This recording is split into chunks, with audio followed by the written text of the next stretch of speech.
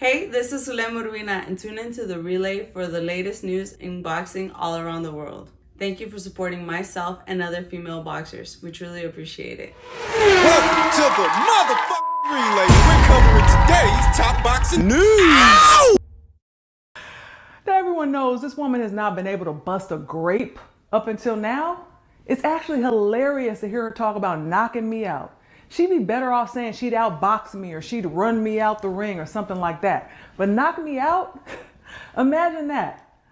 No, really, imagine that. She's still trying to learn how to put her punches together and fight like a professional.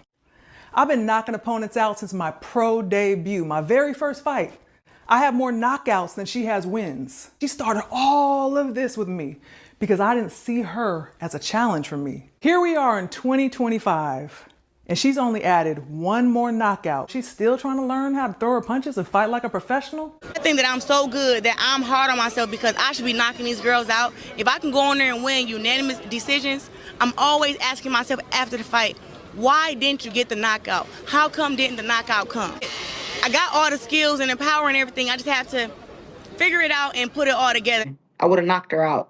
I really want to become the full potential fighter that I want to be. Like, I think people now, like, you talking about full potential, you got 13 real titles, like, how much more greater can you be? Just like, I can start sleeping people, I can get some knockouts on my record. Yeah, she can knock me out. Laila thinks it's comedy that Claressa says she can knock her out when Claressa doesn't knock most girls out. Why? We talked about this in a previous video. Now, Claressa already doesn't hit hard. Let's establish that she's not a heavy-handed fighter, so she already doesn't have much power. For a fighter like that, the best bet to get a knockout is to land a punch the opponent doesn't see. You can get a knockout that way. Even for a fighter that doesn't hit hard, that doesn't have much power, You can still get a knockout by landing a punch the opponent doesn't see. So, why doesn't Claressa? She's in love with her own speed. Claressa's noticeably faster than all the girls that she's in there with, to the point she don't struggle to put punches together, but as a result, the girls shell up. Tuck themselves behind a guard knowing that Claressa's gonna throw 2, 3, 4 punches in succession, and thus, she doesn't always land cleanly or as hard as she needs to. I.e., she's not hitting them with punches that they don't see because they anticipate the punches. Even if they can't contend with her speed, they hide behind the guard. Claressa's happy to string together 3 and 4 and 5 punches that might get in and some don't, because she can win the rounds on activity alone. Though if the question is, why isn't she knocking people out? She really doesn't hit hard, that's one. And 2, she's not really hitting these girls with punches that they don't see. For a fighter that doesn't hit hard, that's your best bet to get a knockout. Land a clean counter the opponent doesn't brace themselves for. Claressa doesn't do that enough, and that's why she doesn't get many knockouts. Every female fighter who wins a WBC title receives her belt with my face displayed on it. including Claressa. Now that truly is something special to me. So, did her plan work? Did she make me mad enough to come out of retirement after 18 years and start training again to make her dream of fighting me and having a big payday courtesy of Laila Ali come true? Absolutely not. After years of blatant lies and vile disrespect, making unsolicited negative remarks about me, questioning the legitimacy of my boxing legacy, and having the audacity to cross the line by disrespecting my deceased father, trying to use his name to discredit his daughter. Listen, Muhammad Ali would never. Her daddy would never. Her daddy would never. Maybe she don't have that in her genes. She will not be rewarded with the opportunity to share the ring with me or anything else. There's your answer.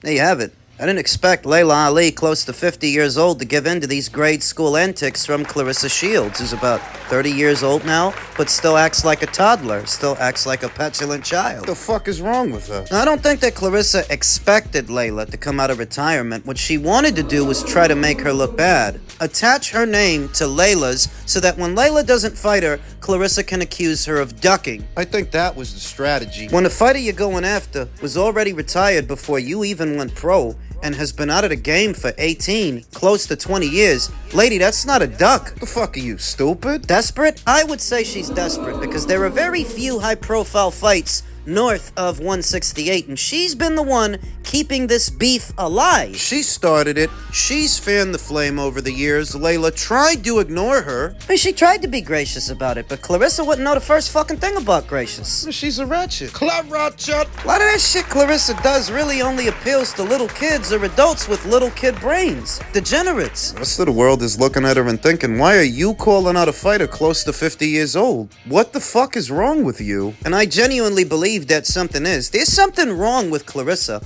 All of these public beefs, public spats that she has with people are spats that she starts. It's always the same. That shit with Keith Thurman and Jake Paul, she started all of that shit. The shit with Amanda, she started that shit. She messages Cameron to try to sneak this Amanda, ends up beefing with Cameron. Ends up in a beef with him. This thing with Laila, you feel disrespected that Laila didn't feel like coming out of retirement? That she didn't grovel at your feet? That she didn't identify you as a credible threat to her? What the fuck is wrong with you? I genuinely believe that Claressa Shields, something upstairs ain't right. A screw is loose. A washer needs to be tightened. Something ain't right with this broad. She's got some kind of personality disorder. Something. And like always, the only thing that came out of this is she looks like a fucking bozo. Like a fucking moron. Not a good ambassador for the sport. I've been saying it for years. Win as many gold medals as you like, as many vacant titles as you like. There's a reason you got all that hardware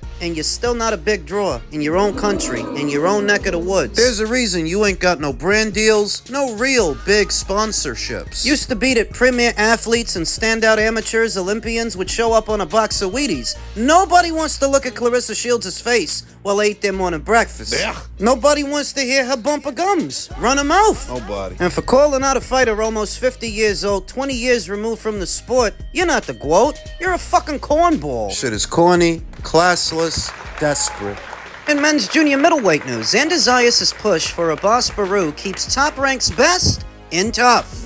With the exception of Naoya Inoue's position as a prohibitive favorite over Alan Picasso in December, Top Rank's world champions have signed up for or found themselves locked in a daunting stretch of title fight assignments between now and the end of January. The latest to volunteer for a rugged test is newly crowned WBO junior middleweight champion Zayas, who is in verbal agreement for a unification bout with WBA junior middleweight champion Abbas Baraou.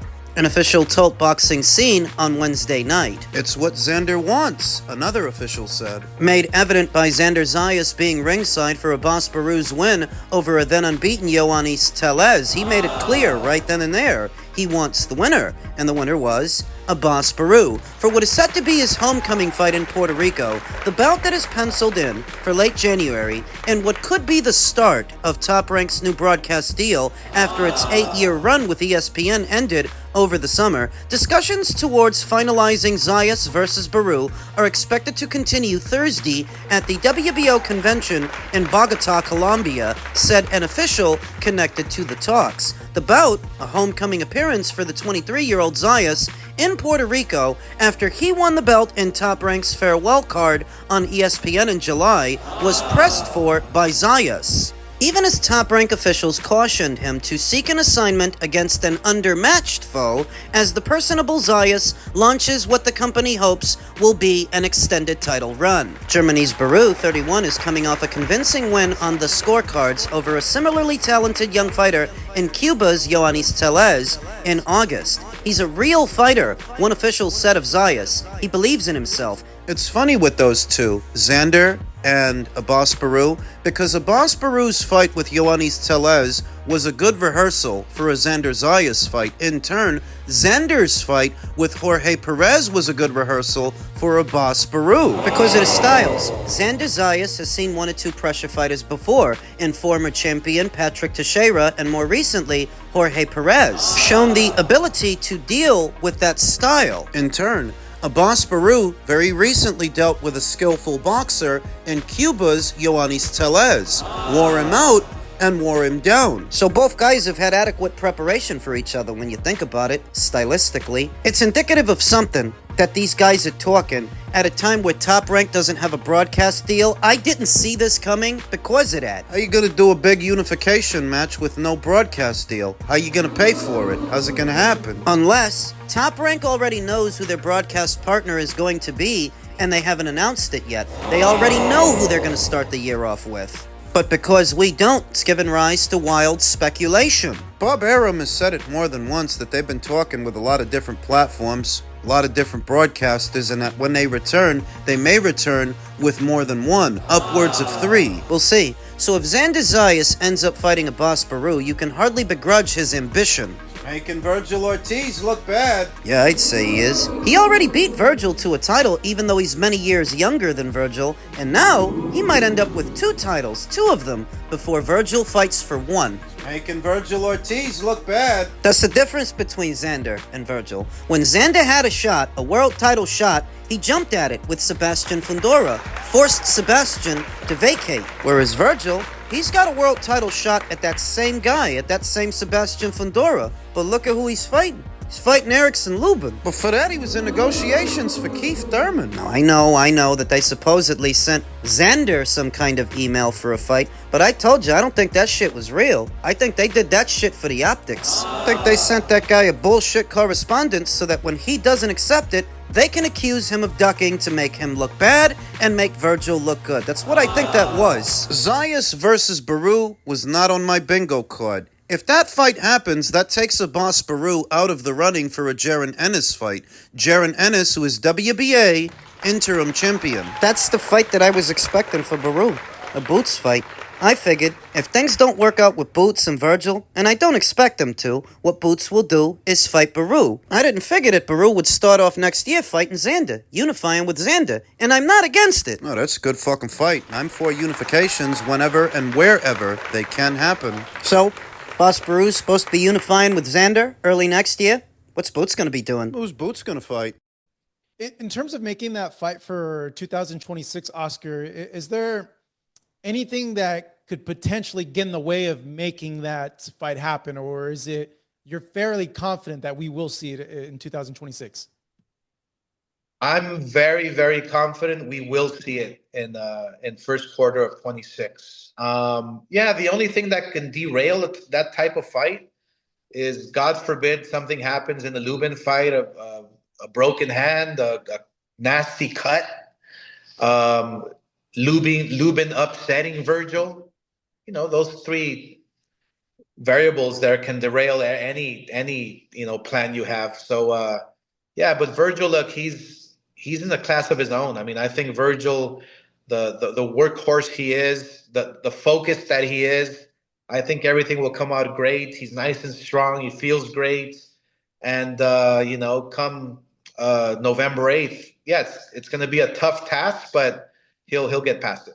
There you have it. Oscar said it. I've been saying it the whole time. Even in a fight where Virgil Ortiz wins, who's to say he doesn't become mysteriously injured throughout the course of the fight, pulls a muscle? Gets a boxer's fracture, a hairline fracture. Even in a fight where you win, you incur wear and tear. Zurdo Ramirez did in his dominant win over then champion Chris Billum Smith. Immediately after that, he hurt his shoulder, had to have shoulder surgery. I've my reservations about the timing of that injury. And if Virgil Ortiz becomes injured following the Lubin fight, I will have my reservations about that as well, because I'm just not confident that we get Boots versus Ortiz in a timely fashion. I don't know how much the Ortiz people are committed to having that fight. Now, I understand that fight was already offered to Boots some months ago, and he turned it down. But when a subject of that fight resurfaced, Rick Merrigan, Virgil Ortiz's manager, made it clear that ship has sailed and Boots missed his opportunity. In so many words, that's what he said. So I don't know how committed the Ortiz people are to this fight. You think they'd fake an injury? I wouldn't rule it out. I don't put nothing past nobody. What's the plan? Well, in a situation where you skip out on Boots to fight somebody else, who's the somebody else? Maybe it's Sebastian Fundora. He's free. Remember, we're talking about next year. What happens in the first quarter or the second quarter of next year? Next year, we might see Ortiz versus Fundora before we see Ortiz versus Boots. Remember, Virgil Ortiz is the interim champion to Fundora's full WBC title. Remember that Oscar and Sebastian Fundora's handler, Samson Lukowicz, they have a working relationship. They co-promote Gabby Fundora. You ask me why I'm so pessimistic? I just don't believe we get Boots versus Ortiz early next year. On that schedule? No, sir. That's just not the way things happen, and that's not the way that Golden Boy Promotions fighters move. I would sooner expect to see Ortiz versus Fundora early next year than Ortiz versus Boots. I'm skeptical. Sue me. There was no purse bid for Kelly. Sorry, yes, sorry. It went to purse bids and then No, it didn't go to purse bids because there was no purse bid. it was supposed to go to purse bids and then you took over the show. How did that come about? So I did a deal with Louis de Cubas, Aegis Klimas, and Kathy Duva. We agreed terms to stage the fight between Kelly and Mertzalaev, and we are just finalising everything now. We cancelled purse bids because I did a deal with Louis and Kathy, and the deal's done. So we're just proceeding to contracts, and there'll be an announcement soon. So, if Abbas Barou's fighting Xander Zayas early next year, and we might end up with Ortiz versus Fundora instead of Ortiz versus Boots, what does Boots do? Who does Boots fight? I believe Boots fights the winner of that fight. The winner of Murtazalia versus Kelly. There has to be a reason that Eddie Hearn decided to get involved in a fight involving two fighters, neither of which he promotes. Josh Kelly was with Vazerman, Murtazaliev is with Main Events. What the hell does any of that have to do with Matchroom? What's Eddie's skin in the game? Whoever wins that fight is a potential opponent option for Jaron Ennis. Jaron Ennis, who may or may not fight Virgil Ortiz in the coming calendar year. It all depends on how Virgil makes out with Lubin, whether or not he's injured afterwards. Anything happens to Virgil, Boots can fight the winner of this fight in the second or third quarter of next year. Now, I anticipate that Bakram Murtazaliev is going to do to Josh Kelly what David Avanesian did to Josh Kelly. He's going to steamroll him, keep the red and gold title, at which point Boots Ennis can challenge him for it. And I always felt that Boots would end up fighting this guy, but it's seemingly ahead of schedule. I thought he would fight Abbas Baraou first, become a champion, then challenge Bakram Murtazaliev after that. Unified titles. The way it looks, he may end up fighting the winner of this fight ahead of schedule. If anything happens to Virgil Ortiz and Abbas Baraou is otherwise preoccupied, Which I'm not against. I'm not against any of these scenarios. It's all good news, really. If Xander fights Abbas Baraou, if Virgil potentially fights Sebastian Fundora, and if Boots fights Bakram. those are all good fights.